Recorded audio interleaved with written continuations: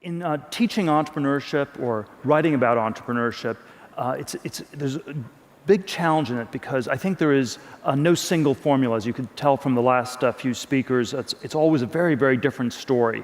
And I think every moment in the history of business, every moment in the history of technology happens only once. The next Mark Zuckerberg will not be building a social networking site. The next Larry Page will not be building a search engine. The next Bill Gates will not be building an operating system company. If you're copying these people, in some sense, you're not learning from them. And this is why I think there is no science to business. Science starts with the number 2. It starts with things that are repeatable and experimentally verifiable in one way or another. Whereas I think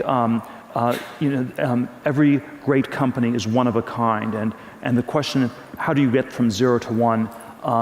And so the starting point for my book, 0 to 1, is this sort of anti-formulaic approach. It's to take this question of singularity and uniqueness as the central question. And I try to get at it through a variety of sort of contrarian questions. What great business is nobody building? Tell me something that's true that nobody agrees with you on. These are often quite hard questions to answer because we think it's hard to come up with some new truth, or it often requires courage because you often have to go against conventional wisdom in one way or another. I want to maybe share 2 or 3 of these contrarian truths that I believe that people generally don't understand. But my book 0 to 1 is a whole set of these things that I believe to be true that most people do not agree with me on.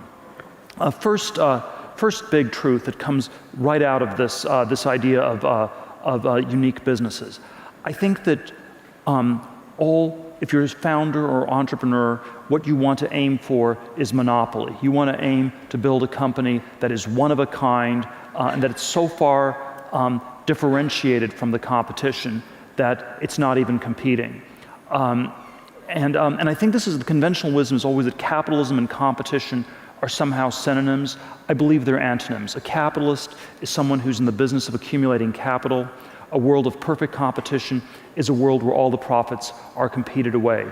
If you want to compete like crazy, then you should just open a restaurant in Chicago. And I think the great companies like Google, which is sort of the paradigm example I use, has had no serious competition in search since 2002, when it definitively distanced itself from Yahoo and Microsoft. And as a result, it's been generating enormous cash flows for the last 12 years.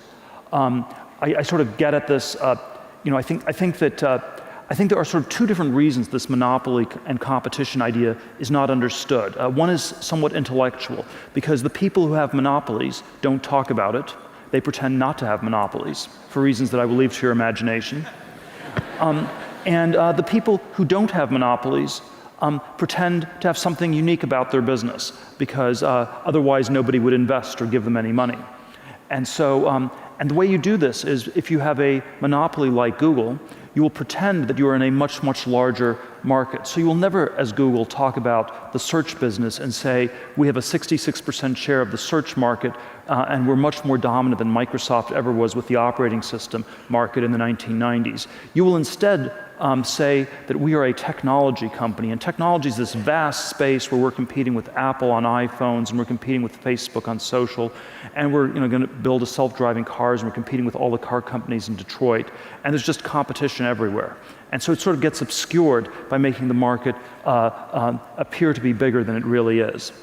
And then conversely, if you were to listen to my talk today and run out of here and decide you had to start a restaurant immediately, and you talk to various investors, and they'd say, well, I don't want to invest in a restaurant because I know they all go out of business, I will lose all my money. You will tell them some idiosyncratic story where this is a one-of-a-kind restaurant. It's completely unique and very different from all the others. It is the only British, Nepalese fusion cuisine within downtown Chicago. And so there's sort of this fictional story that gets told the other way. And so I think that because of these distortions that people tell about their businesses. I think this monopoly question ends up being very, very underappreciated, and we sort of underweight it as a variable intellectually. But I think there's also sort of a second reason that this is not understood that well. I sort of, the opening line of Anna Karenina is that all happy families are alike, all unhappy families are unhappy in their own special way. And I think the opposite is true of business. I think all happy companies are different because they figured out some way to radically differentiate themselves and escape from competition. All unhappy companies are alike because they fail to escape the essential sameness that is competition. The chapter in my book entitled "All Happy Companies Are Different" got excerpted by the Wall Street Journal, and they retitled it a little bit more provocatively with the title "Competition is for Losers." And the reason this is such a provocative title is because we always think that the losers are the people who can't compete effectively enough. The losers are the people who are slow on the swim team in high school. The losers are the people whose grades or test scores aren't quite good enough to get into the right universities or something like that. And so the idea that somehow competition itself is something that we are perversely attracted to is very counterintuitive. And yet I want to suggest that there is always this incredible pull that competition has on us. The autobiographical anecdote in my book, when I was a teenager in my 20s, and the advice I'd give my younger self, was incredibly driven by these sort of competitive dynamics. My 8th grade junior high school yearbook, one of my friends said, "I know you're going to make it into Stanford in 4 years," and sure enough, I got into Stanford 4 years later, then went to Stanford Law School, and then ended up at a big law firm on Wall Street. It was one of those places where from the outside everybody was trying to get in, on the inside everybody was trying to get out.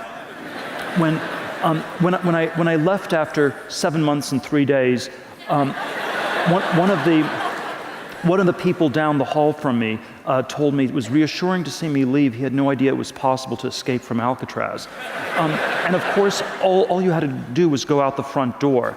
But it was psychologically hard for people to do this because their identity was so wrapped up in the competitions they had won, the people they had beaten along the way, that they could not even imagine doing anything different. And so I think this is why I think competition is always this very two-edged thing. When you compete ferociously, you will get better at that which you're competing on, but you will always narrow your focus to beating the people around you, and it often comes at this very high price of losing sight of what is more important or perhaps more valuable.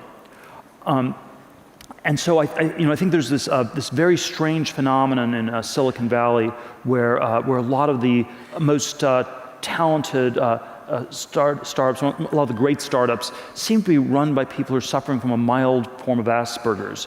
And I think we need to always turn this fact around and view this as an indictment of our whole society. Because what does it say about our society when anyone who does not suffer from Asperger's, who is socially well adapted, will be talked out of all of their original creative ideas before they're even fully formed, who will sense, this is a little bit too weird, that's a little bit strange, that sounds a little bit crazy, people are looking at me in a weird way. And I think this is something that we must all realize is sort of a deeply endemic problem. They've done these studies at Harvard Business School, which I think you can often think of the business school student as a profile in anti-Asperger's. They're sort of very extroverted, often have no real convictions. And you have sort of a hothouse environment in which you put all these people for 2 years. And at the end of the 2-year process, they've all sort of talked to each other and they've concluded they should all try to catch the last wave. And it's invariably a pretty bad idea. In 1989, they all wanted to work for Michael Milken, just a year or two before he went to jail. They were never interested in tech or Silicon Valley except for 99, 2000 when they timed the dot-com bubble implosion perfectly. And then sort of 2005 to 07, it was all housing and private equity and things like that. And it's easy in some ways to make fun of people in business school or people who are sort of conventionally tracked. But I think we should recognize that we're all very prone to this.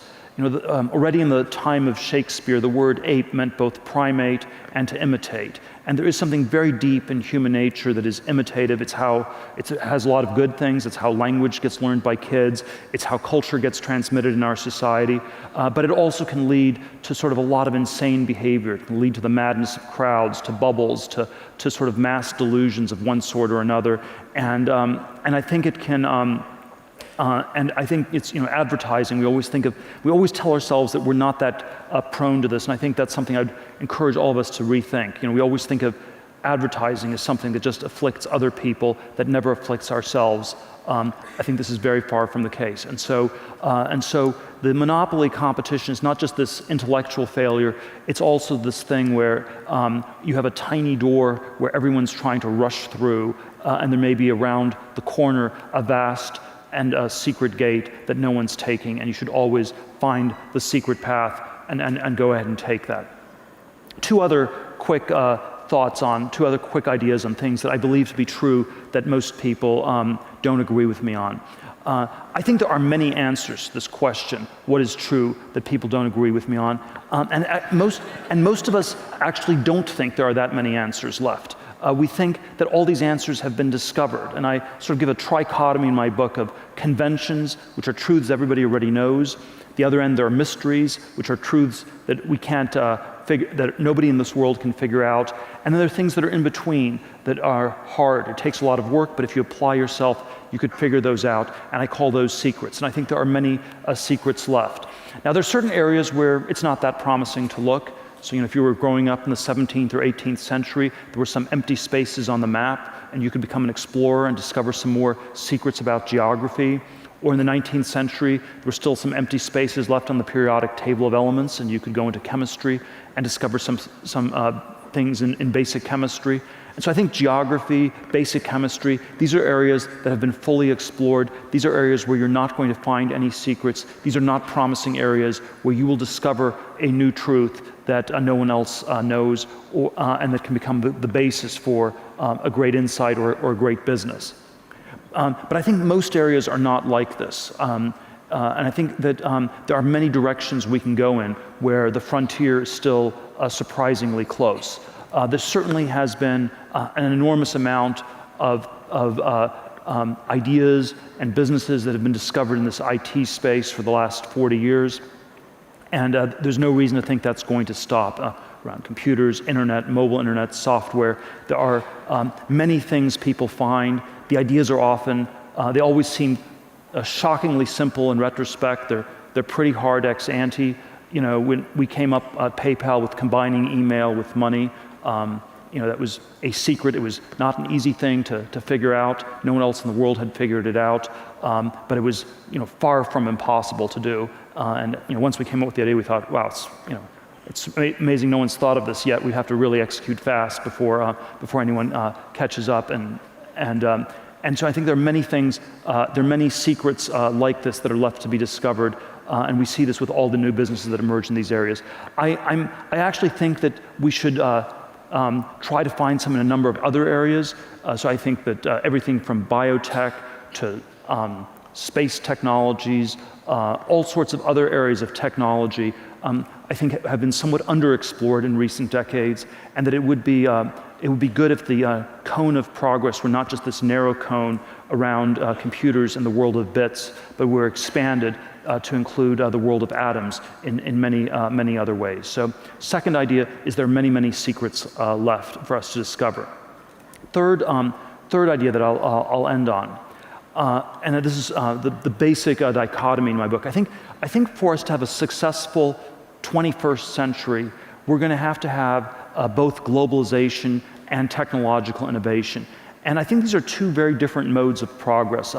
And people often use these words interchangeably, and I think that's always a big mistake. I draw globalization always on an x-axis. I describe it as copying things that work, going from one to n, horizontal or extensive growth. China is the paradigm of globalization today, and to first approximation, what China needs to do in the next 20 years is just copy everything that's working in the West. You can maybe skip a few steps, but if it executes against that, the people in China will be much better off in the decades ahead. And then I always draw technology on the y-axis. I describe it as vertical or intensive growth, doing new things, going from 0 to 1. And we can sort of see this big difference between globalization and technology if we think about the history of the last 200 years. There have been periods of globalization, there have been periods of technology. The 19th century was a period of both.